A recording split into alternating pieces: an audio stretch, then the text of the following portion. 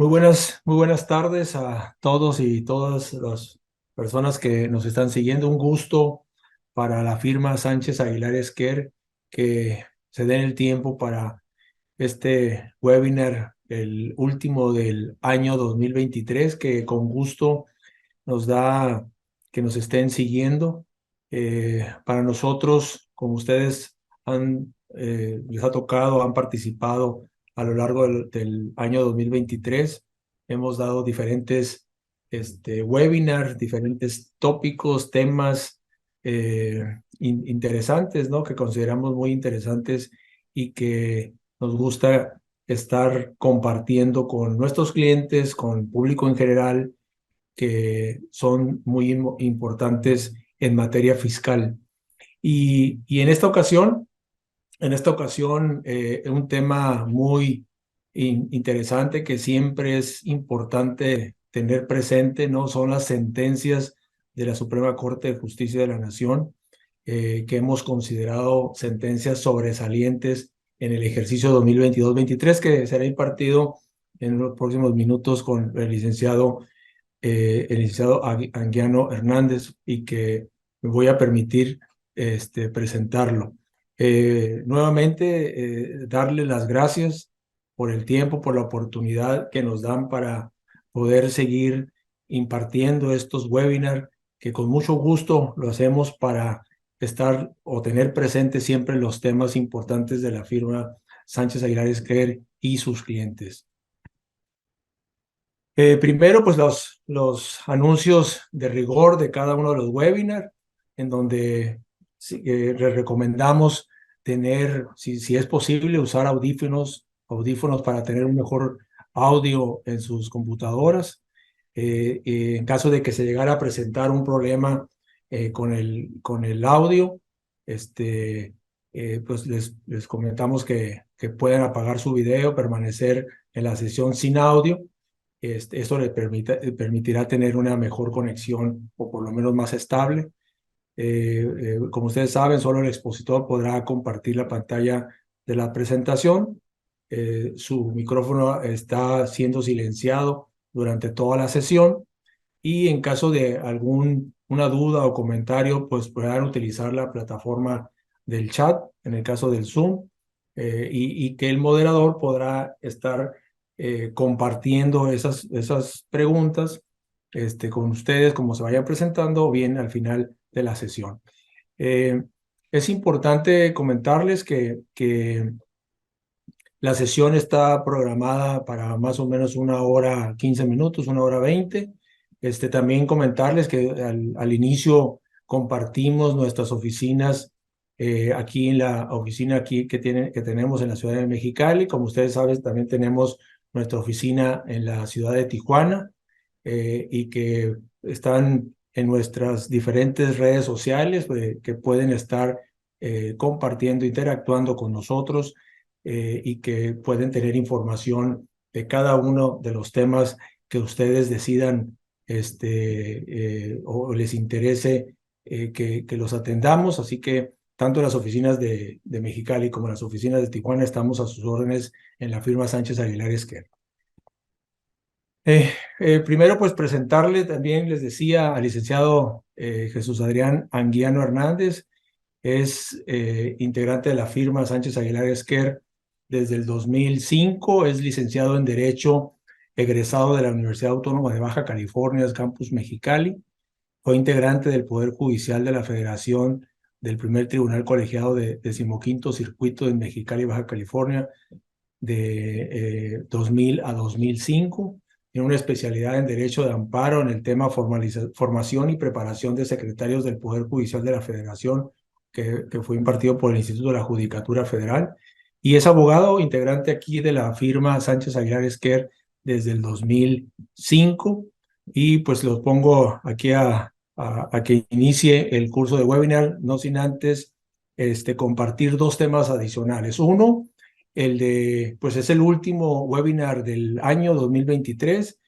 Seguramente en los primeros días del mes de enero en el 2024 estaremos dándoles a conocer los diferentes webinars que vamos a impartir durante el 2024. Hay que sí Les pedimos que estén atentos y aprovechar para desearles pues un término de ejercicio 2023 en familia, compartiendo con ellos estos últimos días del año y deseándoles una muy feliz Navidad y un próspero 2024, lo mejor para todos ustedes.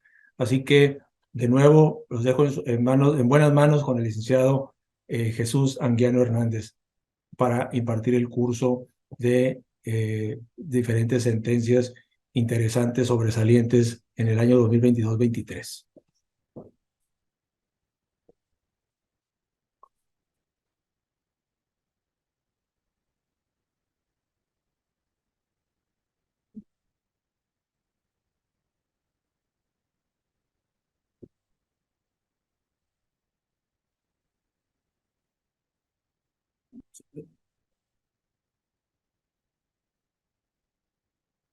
Aquí está.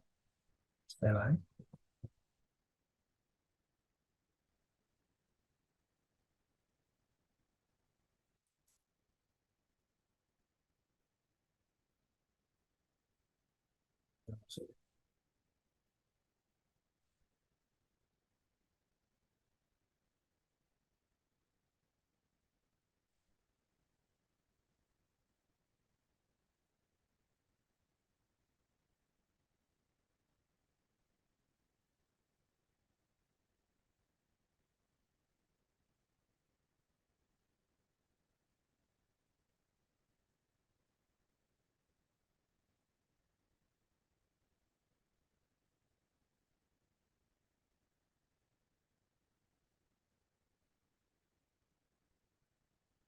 Hola, buenas tardes. Me presento, mi nombre es Adrián Jesús Anguiano Hernández, abogado asociado del despacho Sánchez Aguilar Esquer.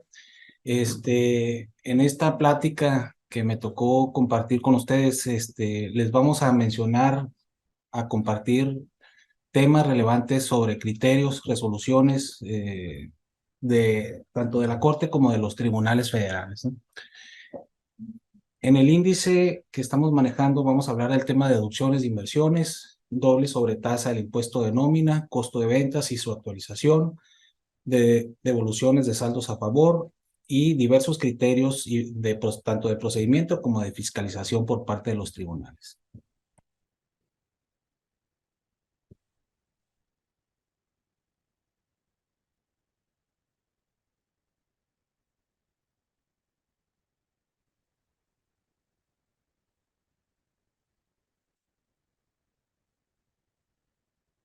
El primer tema que les voy a comentar es un tema consideramos relevante.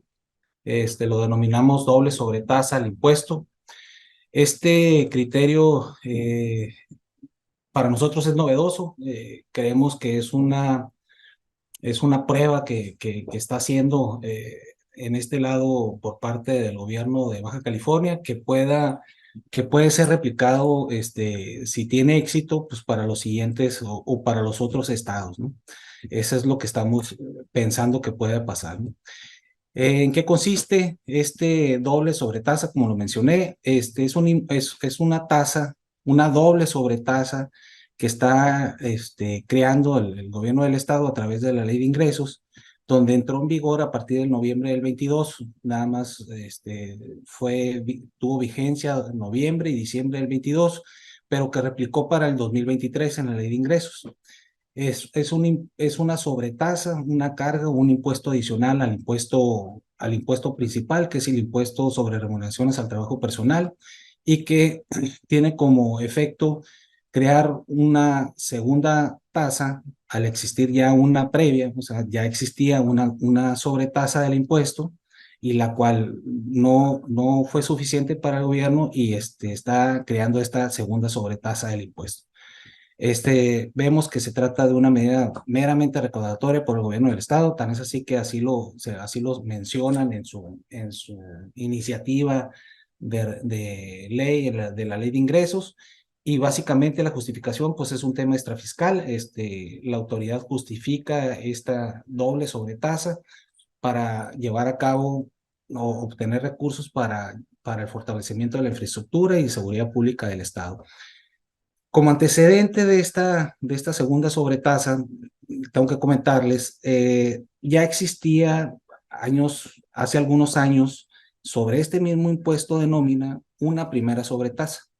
A partir del 2020 se incrementó esa primer sobretasa al impuesto del punto 57 al 1.20, cuando la tasa del impuesto es del 1.80, y derivado de ese aumento casi del doble, se generaron la presentación de diversos juicios de amparo por los contribuyentes. Así fue en el 2020, el gobierno del estado replicó en el 2021 lo mismo, se mantuvo el aumento a la sobretasa, la primer sobretasa, 2021, igual en el 2022, y en este 2023 crea una sobretasa extra, o sea, una segunda sobretasa. Entonces, es decir, ya existe la sobretasa del impuesto, que es el 1.80, luego una primer sobretasa del 1.20 y esta segunda sobretasa del 1.25. ¿Por qué lo hace el gobierno del estado de esta forma? Pues se evita crear un nuevo impuesto o nuevos impuestos para recaudar recursos, para obtener recursos para el gasto público, y pues es más sencillo y más fácil para el Estado meter una segunda sobretasa a un impuesto ya existente, ¿sí? Entonces, lo novedoso de esto es que, según el estudio que hicimos y la revisión que hicimos, en ningún estado de la República establecen o existe una segunda sobretasa a un mismo impuesto, ¿no? Esto genera o generó pues, la inconformidad de los contribuyentes, de varios de los contribuyentes aquí en el Estado, y hubo la presentación de juicios de amparo en contra de esta segunda sobretasa, de la primera sobretasa y de la segunda sobretasa, ¿no? Hasta lo que tenemos hasta el día de hoy es que los jueces de distrito en todos los casos han otorgado el amparo, y la discusión principal que hemos discutido en estos juicios de amparo es, uno, que no hay una justificación razonable por la aplicación de esta segunda sobretasa. No hay una motivación suficiente establecida por el Estado en su ley de ingresos para aplicar esta segunda sobretasa o crear esta segunda sobretasa, ¿no? Y el otro argumento principal que consideramos es principal es que al aplicar esta segunda sobretasa y a la suma de la primera sobretasa, pues la suma de estas dos sobretasas rebasan la tasa principal del impuesto principal, lo cual a nuestro juicio es una violación al principio de proporcionalidad, ¿no? Ya existe, como les comenté, criterio de los juzgados de distrito en todo el estado, y todos han sido uniformes, han otorgado el amparo, ¿sí? Por considerar en algunos casos violación por falta de razonamiento y justificación en la exposición de motivos de la ley de ingresos, y en otros casos han establecido que es inconstitucional esta segunda sobretasa, ya que vulnera el principio de proporcionalidad, como les comenté, ¿no? Entonces, como les comenté también al inicio, pues para nosotros es un tema relevante, ya que puede ser replicado para los demás estados de la República, ¿no?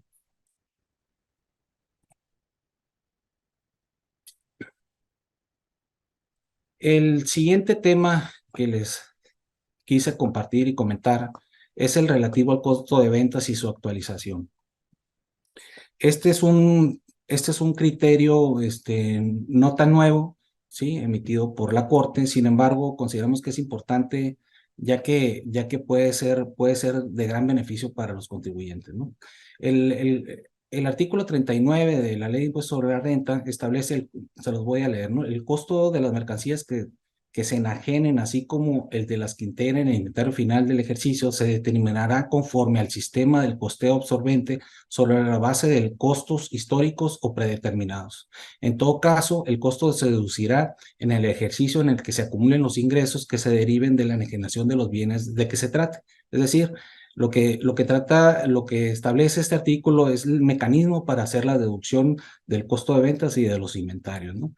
Lo interesante de este artículo es que en su último párrafo establece que en ningún caso se dará efectos fiscales a la revaluación de los inventarios o del costo de lo vendido. ¿Qué quiere decir esto? Que la ley expresamente establece o no permite que los particulares puedan reevaluar sus inventarios o su costo de ventas para efectos de determinar la base del impuesto, ¿no? Esto derivó a que esto derivó que los particulares no estuvieran conformes y presentaran juicios de amparo respecto a este párrafo, ¿no? A este último párrafo del artículo 39, en el cual no permiten la revaluación de su inventario o de su costo de lo vendido, ¿no? La tesis que saca el tribunal, la Suprema Corte de Justicia señala en su encabezado o en su rubro, renta, el artículo 39, último párrafo de la Ley de Impuestos sobre la Renta, establece que no se darán efectos fiscales a la revaluación de los inventarios o del costo de lo vendido, transgrede el principio de proporcionalidad tributaria. ¿Qué significa? Que la Corte estableció que esta parte del artículo donde no permite la revaluación de los inventarios o el costo de lo vendido es inconstitucional porque afecta el principio de proporcionalidad. Es decir, al no permitir la revaluación y tomar en cuenta la inflación, la inflación de las mercancías, no afecta a la determinación de la base y como consecuencia no genera la utilidad real del contribuyente, ¿sí? Entonces, por consecuencia, afecta el principio de proporcionalidad tributaria. En la práctica, nosotros recomendamos con ciertos cuidados y con ciertos protocolos de su aplicación que pueden utilizar este artículo para la determinación de la base, es decir, que pueden reevaluar sus inventarios o sus costos de venta para la determinación del impuesto anual. Eh, Creemos que también, si bien es cierto, los criterios de la Corte son exclusivos para quienes ganen el juicio del amparo, lo cierto es que sí puede ser utilizado este criterio de Corte para beneficio de los particulares siempre y cuando pues, se tomen ciertas precauciones, ¿no? Y ciertas medidas a su aplicación.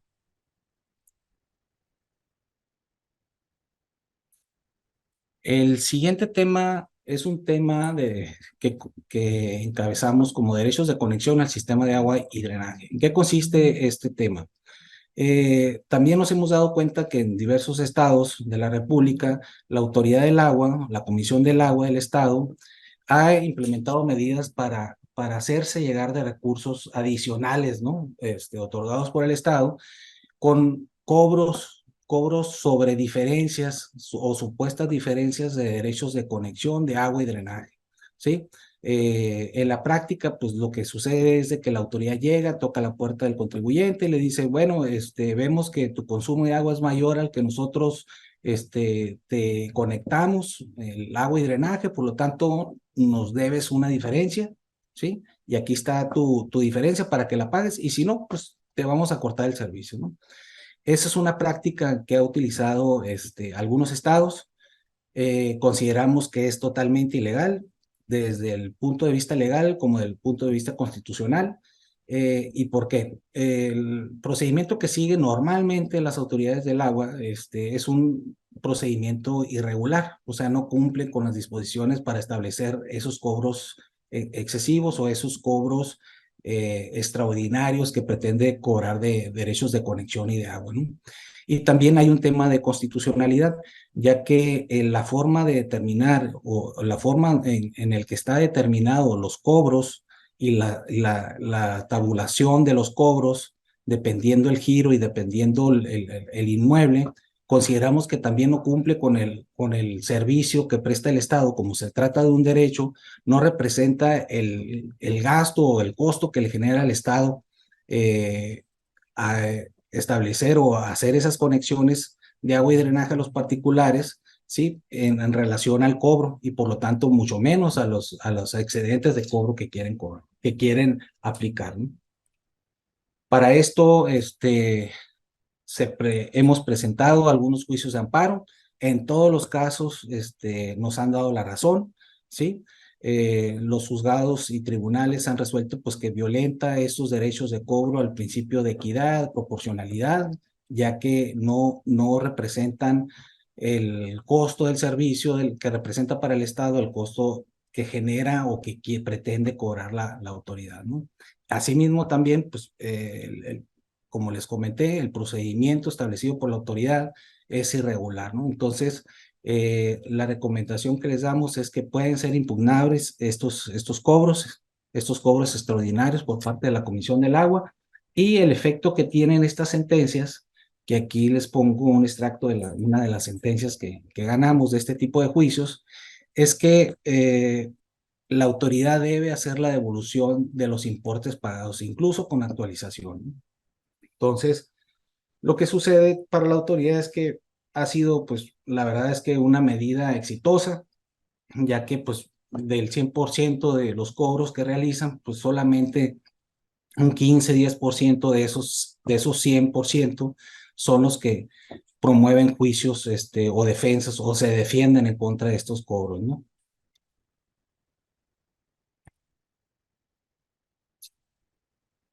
Otro tema que también consideramos es relevante y que fue resuelto por la Corte ahora en el 2022, finales de 2022, es el tema lo denominamos deducciones de intereses limitado.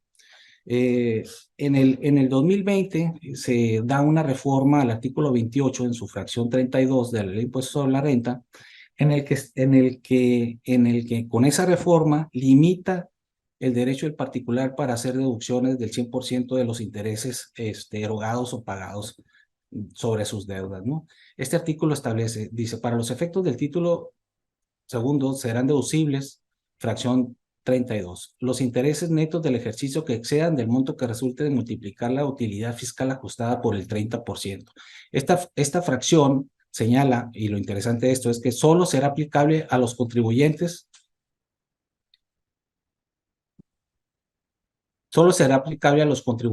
cuyos intereses devengados durante el ejercicio que deriven de sus deudas excedan del 20 millones de pesos. Es decir, que solo le aplicará esta limitación de deducción de los intereses a aquellos contribuyentes que excedan de esos intereses devengados por más de 20 millones de pesos, ¿no?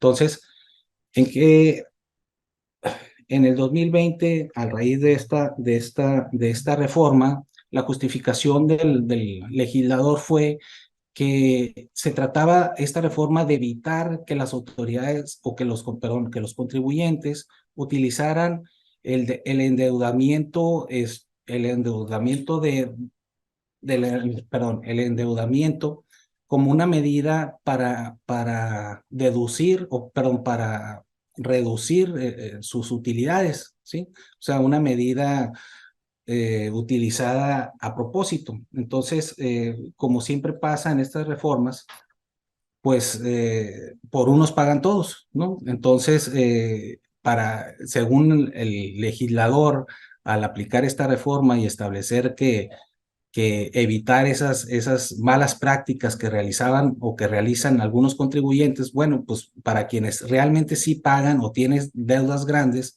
sí les afecta que no puedan hacer deducción del 100% del pago de sus intereses, ¿no? Como les comenté, la Corte resolvió este tema y emitió el siguiente criterio. En su encabezado dice: impuesto sobre la renta, el artículo 28, fracción 32 de la ley relativa, vigente a partir del 1 de enero del 2020, al prever la limitación del montos deducibles de intereses netos para la determinación de dicho impuesto, no vulnera el principio de proporcionalidad tributaria. Nos tocó llevar algunos asuntos de este tipo, y el argumento principal o los argumentos principales que utilizamos en esa demanda de amparo, en estas demandas de amparo que presentamos, era uno, primero, que esta reforma violentaba el principio de retroactividad de la ley. ¿Por qué? ¿Por qué razón? Pues porque los contribuyentes ya tenían deudas contratadas antes del 2020, y sin embargo, la aplicación de esta reforma también se las aplicaban a ellos cuando ya tenían deudas e intereses ya programados para pagar los siguientes años, ¿no? Consideramos que afectaba el principio de retroactividad y era uno de los argumentos principales. El otro argumento principal que también se discutió en estas demandas de amparo fue precisamente que se vulneraba el principio de proporcionalidad, ya que al no deducir el 100% tus intereses erogados o pagados, devengados, no reflejaban realmente la utilidad la utilidad del ejercicio del contribuyente, ¿no? Al no poder deducir el 100% de sus intereses. Sin embargo, ya es criterio definido. La Corte resuelve que no hay vulneración, no hay una violación a al principio de proporcionalidad ni a ningún principio establecido para, para las disposiciones fiscales, ¿no? Entonces, como recomendación, pues quienes ya promovieron este tipo de juicios, de amparos en contra de esta reforma, pues estén enterados de que la Corte ya resolvió, si no es que ya les resolvieron en los juicios, y pues ese sería el comentario, ¿no?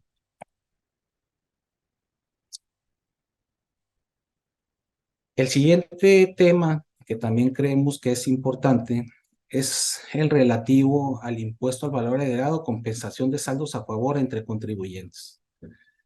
En los últimos años se ha vuelto común en la práctica que el impuesto al valor agregado pueda ser compensado, pueda ser pagado a través de un tercero responsable solidario, compensando su saldo a favor que pueda tener pagando el de otro contribuyente. Es decir, si tú tienes un saldo a favor, puedes ser responsable solidario de un tercero y pagar a través de una compensación ese saldo ese impuesto a cargo que tiene ese tercero a través de una compensación.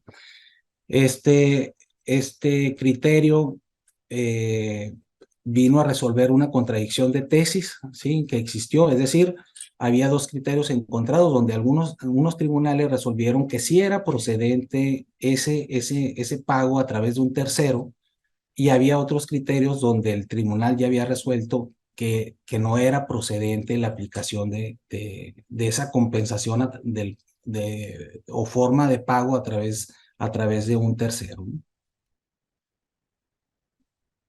El impuesto, este es el criterio que les comento, es un criterio reciente, es del 2000, es una contradicción de tesis, salió en el 2023 y el encabezado de esta tesis dice: impuesto al valor agregado, la compensación civil no es un medio para su pago ni puede dar lugar a una solicitud de saldos a favor o acreditamiento. Legislación vigente en los ejercicios fiscales 2019 y 2020. Como les comenté, ya resolvieron los tribunales esta contradicción de tesis y establecieron que no es válido, no es procedente que un tercero absorbe la deuda de IVA de otra persona o de otro contribuyente para, a través de una compensación, hacer el pago de esta, ¿no?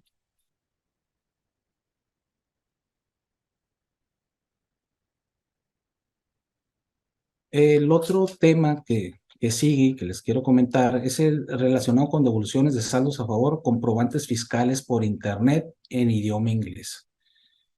Este criterio, esta resolución que les comento, hace una interpretación del artículo 28, así como del artículo 33 del Código el 28 del Código Fiscal y el 33 del reglamento, que establecen qué se entiende por contabilidad o qué es la contabilidad, y también los registros y asientos contables, ¿no? Asimismo, también establecen las reglas, la regla 2.8.1.3 de la resolución miscelánea para el 2018, que establece las reglas de devoluciones de saldos a favor, ¿sí?, en el cual establecieron y resolvieron el tema si los FDI en otro idioma que no sea español son válidos por una parte, ¿sí?, para efectos de acreditar el saldo a favor que se está pidiendo en devolución, o bien si deben de ser traducidos al idioma español. Este criterio tiene como antecedente resuelto también por la Corte, en el que se resolvió que un contribuyente solicita su saldo a favor y exhibe sus CFDI.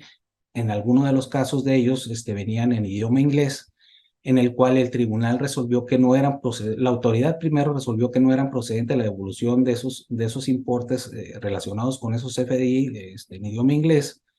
El contribuyente presenta un juicio de nulidad, el tribunal le confirma y presenta un recurso de revisión que resuelve la Corte, y la Corte emite este criterio y dice: comprobantes fiscales digitales por Internet, CFDI, en idioma distinto al español o con valores consignados en moneda extranjera. Para efectos de la solicitud de devolución en la cantidad para en dichos documentos, debe acompañarse la traducción correspondiente y señalarse el tipo de cambio utilizado para cada operación. Interpretación del artículo 28, fracción primera, apartado A del Código Fiscal de la Federación en relación con el artículo 33, apartado B, fracción 11 de su reglamento. Este criterio pues ya no deja lugar a dudas, la Corte ya lo resolvió, es un criterio obligatorio para todos los tribunales del país, en el sentido de que dice que todo CFDI que venga en un idioma que no sea el español debe de tener su traducción. Este criterio, la Corte señala que, si bien es cierto, no es ilegal que existan CFDI en otros idiomas, predominantemente cuando no son españoles es en inglés. Lo cierto es de que, aun cuando no sean ilegales esos CFDI, lo cierto es que para efectos de las devoluciones de los saldos a favor, el reglamento es claro en ese sentido de que deben de ser o deben de tener la traducción en español, ¿no? para evitar, para evitar contradicciones y malos entendidos, ¿no? Como recomendación, si van a solicitar saldos a favor, pues acompañar su traducción cuando los FDI no vengan en español.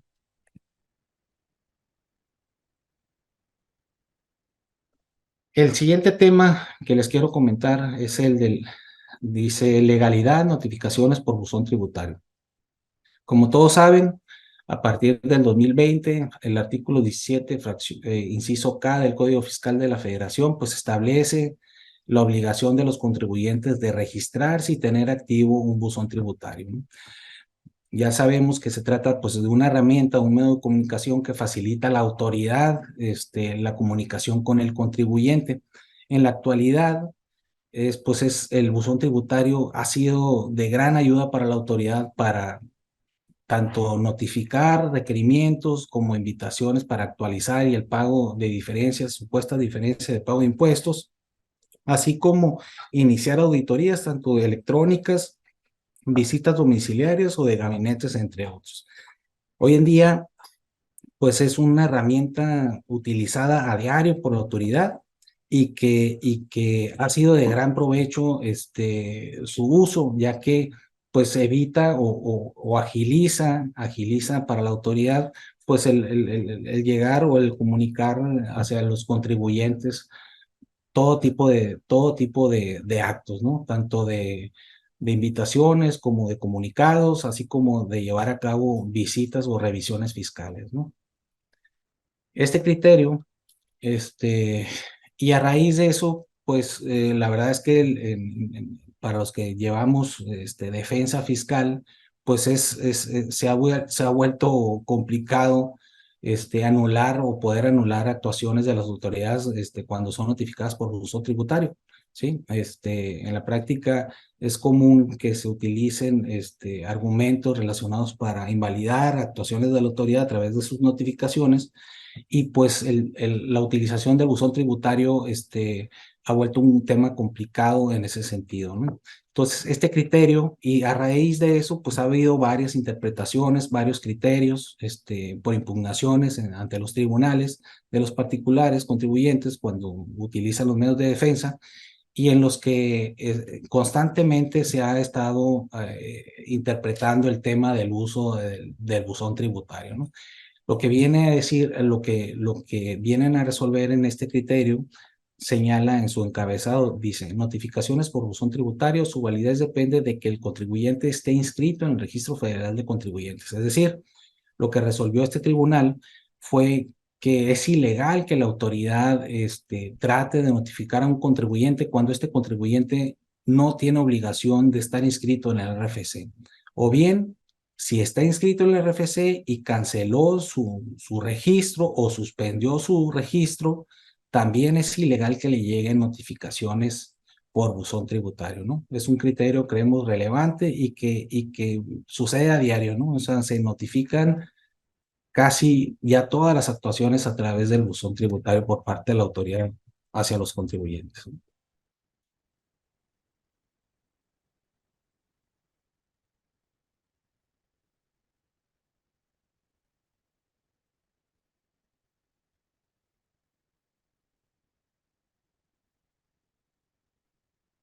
El siguiente criterio, resolución que les comento, revisión fiscal, datos personales de terceros, así lo encabezamos, ¿no? Es una interpretación que los tribunales hicieron al artículo 28, 42, fracción segunda y fracción tercera del Código Fiscal de la Federación. El artículo 28 pues habla de qué se entiende o qué es la contabilidad de los contribuyentes, y el artículo 42, fracción segunda y fracción tercera, habla de las facultades de las autoridades para llevar a cabo revisiones fiscales a través de la visita domiciliaria o a través de las revisiones de gabinete. En la práctica es común que estas revisiones de auditoría soliciten información de terceras personas. Es muy común para los que nos toca ver estos tipos de asuntos o llevar defensa fiscal, que en las revisiones la autoridad, tanto en la orden de visita como en el transcurso de la revisión utilicen o soliciten a los contribuyentes comprobante o información relacionada con terceros, ¿no? Con terceros en las que llevaron alguna actividad o operación fiscal, ¿no? Lo que viene a resolver este criterio es que la solicitud de esta información de terceros es ilegal por parte de la autoridad. Es decir, la autoridad no puede solicitar información y mucho menos documentación relacionada con terceros, ya que la visita es exclusivamente para el contribuyente que se le está llevando a cabo, ¿no? Entonces, el criterio de este tribunal dice en su encabezado: revisión de gabinete o visita domiciliaria, la facultad de las autoridades fiscales para solicitar al contribuyente documentos contables, informes y demás papeles que tengan injerencia con el cumplimiento de las disposiciones fiscales, y para revisar sus bienes y mercancías previsto en el artículo 42, fracción segunda y fracción tercera del Código Fiscal de la Federación, no puede extenderse a los datos personales de terceros que no estén siendo revisados. Sin duda, pues este es un criterio que nos da la razón, y que de alguna forma limita la actuación indebida por parte de la autoridad en cuanto a las revisiones y a la solicitud de información personal de terceros que no tienen nada que ver con el contribuyente, o que sí tienen una relación comercial con el tercero, relacionado con la documentación contable que se está revisando en ese momento. Sin embargo, no te pueden exigir información personal de ese tercero.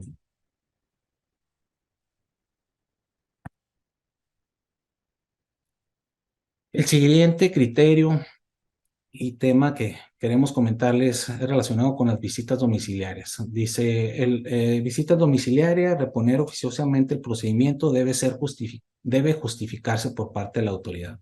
El artículo 46 del Código nos dice: la visita en el domicilio fiscal se desarrollará conforme a las siguientes reglas. Fracción octava: cuando de la revisión de las actas de visita y demás documentos vinculados a estas se observe que el procedimiento no se ajustó a las normas aplicables que pudieran afectar la legalidad de la determinación del crédito fiscal, la autoridad podrá de oficio por una sola vez reponer el procedimiento a partir de la violación formal cometida.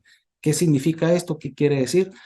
Que el artículo 46 otorga facultades discrecionales a la autoridad para poder corregir sus errores. Es decir, si inicia una revisión y durante la revisión la autoridad detecta que cometió un error o una ilegalidad en esa revisión, desde la orden de visita hasta todas las actuaciones que lleven a cabo en en una revisión, la autoridad puede anular esa actuación de oficio y puede continuar y reponer el procedimiento, y puede continuar con la revisión.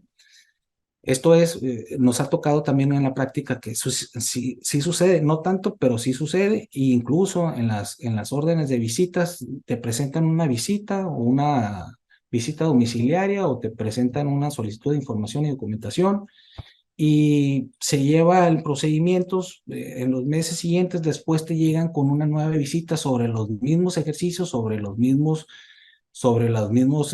impuestos, ¿no? Y en la mayoría de los casos no te explican, te lo pueden explicar de manera verbal, decir, es que hubo un error en el acta y lo estoy iniciando nuevamente, ¿no? De acuerdo al artículo 46, y sí lo fundamentan. Sin embargo, lo relevante de este criterio dice, es que además de que deben de, si van a de manera oficiosa reponer el procedimiento, la autoridad, además de fundamentar su reposición, es necesario que haga un razonamiento en el acuerdo o en el acta que corresponda, las razones que tuvo para llevar a cabo esa reposición de manera oficiosa. Y de esto derivó este criterio de jurisprudencia que dice: visita domiciliaria, el ejercicio de la facultad prevista en el artículo 46, fracción octava del Código Fiscal de la Federación para reponer oficiosamente el procedimiento relativo, está condicionado que en el acuerdo correspondiente de la autoridad explique exhaustivamente las razones que sustentan la existencia de un vicio formal lo suficientemente grave para anular unilateralmente la orden primigenia. Es decir, debe de fundamentar, debe de motivar y razonar ampliamente las razones que tuvo para llevar a cabo esta reposición del procedimiento de forma oficiosa, ¿sí? Si no lo hace de esta forma, pues bueno, es un argumento que se puede tener en la defensa para poder anular esa actuación por parte de la autoridad, ¿no?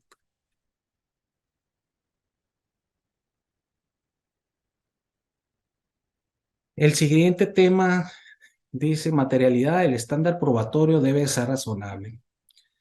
El tema de la razonabilidad y la materialidad y la razón de negocio, pues en la actualidad, pues es un tema muy común y que se ve a diario, ¿no? Por parte de la autoridad y de los contribuyentes en una revisión. No hay revisión y no hay crédito fiscal que no tenga que ver con este tema de la materialidad. Está de moda para la autoridad no reconocer gastos o deducciones de los particulares en base al criterio de la materialidad, ¿no?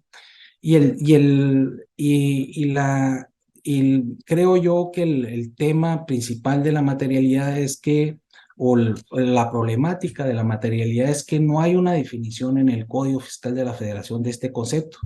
Solamente el artículo 69b del Código Fiscal de la Federación establece el concepto de las operaciones inexistentes que originan o crean el concepto de materialidad y de razón de negocio.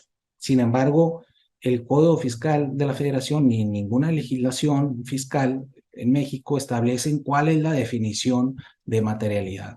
¿Qué ha llevado a esto? Pues que la autoridad, a su juicio, considere si estaba bien o no documentada la materialidad que está revisando. Es decir, los actos o actuación o actos mercantiles, fiscales por parte de los contribuyentes, y el soporte documental que pueda tener va a ser a criterio de la autoridad si está justificado, si está documentado la materialidad.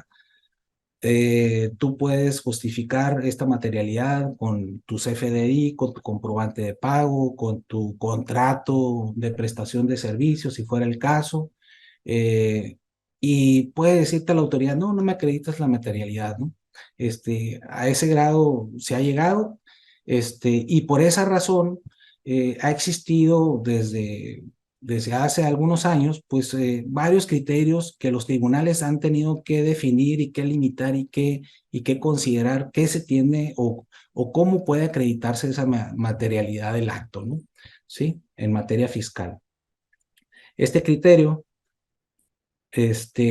al resolver el tribunal, eh, en su encabezado dice: materialidad de las operaciones amparadas con comprobantes fiscales. El estándar probatorio para acreditarla no debe ir más allá del objetivo y razonable en relación con la naturaleza de la operación verificada. Es decir, de alguna forma nos da la razón el tribunal en el sentido de que no por capricho de la autoridad y por más documentación y por más evidencias que puedas presentarles para acreditar la materialidad de la operación, pueda determinar a su capricho que no lo acreditas. Este criterio por eso es relevante y es importante que lo conozcan, y que puede servir en caso de alguna defensa o medio de defensa, ¿no? Y como recomendación, pues se recomienda actualmente pues que traten de tener la mayor documentación, información relacionada con las operaciones, sobre todo cuando sean montos importantes. Pues en una revisión llaman la atención a la autoridad en ese sentido, y pues por lo tanto ya es recomendable que se pueda tener la mayor información por parte de los contribuyentes para acreditar que realmente sí existe la operación o sí existió la venta, ¿no? Sí.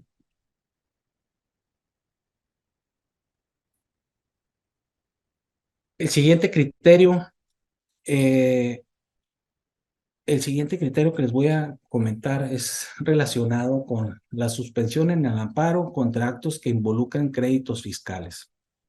¿En qué consiste este criterio? El juicio de amparo pues es un juicio extraordinario, ¿sí? No es un juicio ordinario que pueda, no se considera un juicio ordinario como lo es un recurso de revocación, un juicio de nulidad, sino, sino es un juicio extraordinario que puede ser utilizado por los contribuyentes.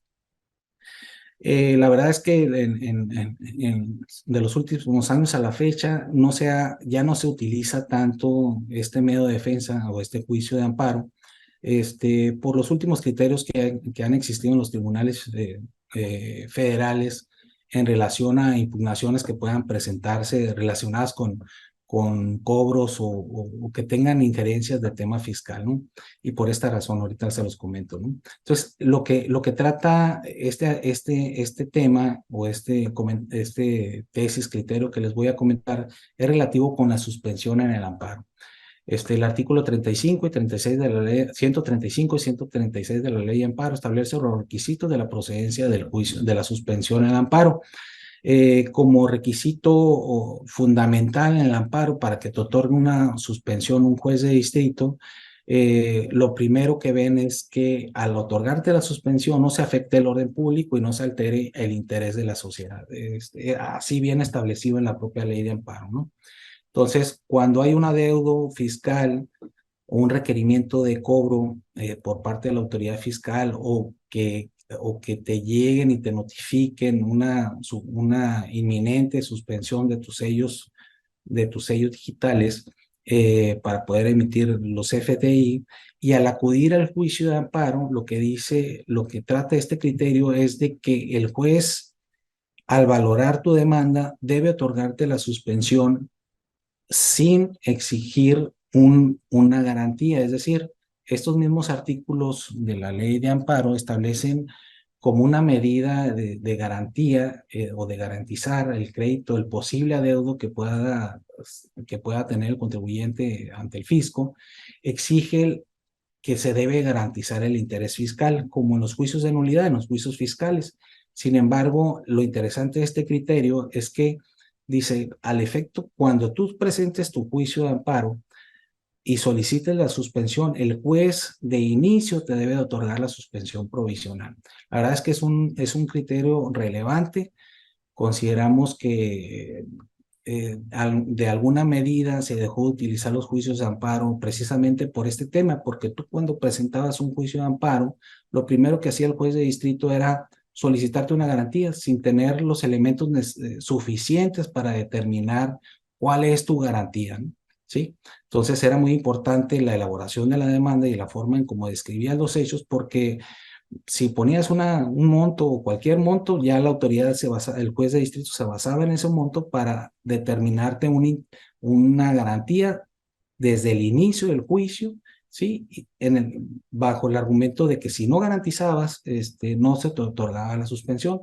Este criterio lo que dice es que si solicitas el amparo respecto a cualquier orden de la autoridad o cualquier requerimiento de la autoridad que pueda implicar un crédito fiscal o un supuesto adeudo, el juez de entrada te debe otorgar la suspensión sin fijarse en si existe una garantía hasta en tanto rindan los informes justificados por parte de la autoridad y determinar ahora sí si existe un adeudo o un posible adeudo, determinar la garantía, ¿no? Entonces, eh, es, eh, por eso es lo relevante de este criterio, ¿no? Ya que tú presentas tu amparo, te otorga la suspensión, ¿sí? Sin garantía, y una vez que lleguen los informes ya podrá solicitarte que garantices el crédito fiscal, pero antes de eso te puede otorgar la suspensión y ordenarle a los jueces detengan o suspendan los actos de ejecución o de cobro o de cancelación de sellos, ¿no? Que eso es lo relevante de este criterio.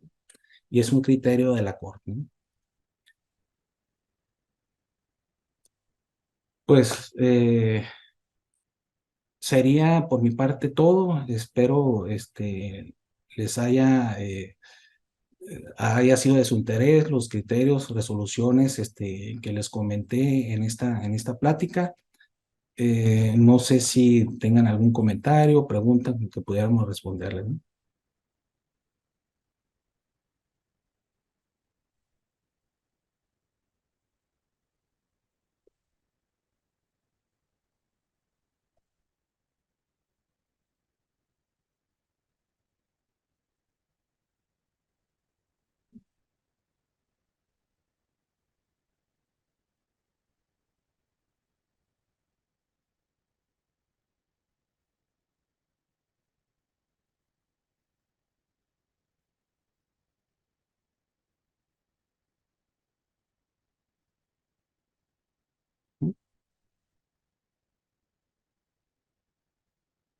Bueno, pues muchas gracias por su presencia y y por estar conectados, ¿no? En esta plática que acabamos de compartir.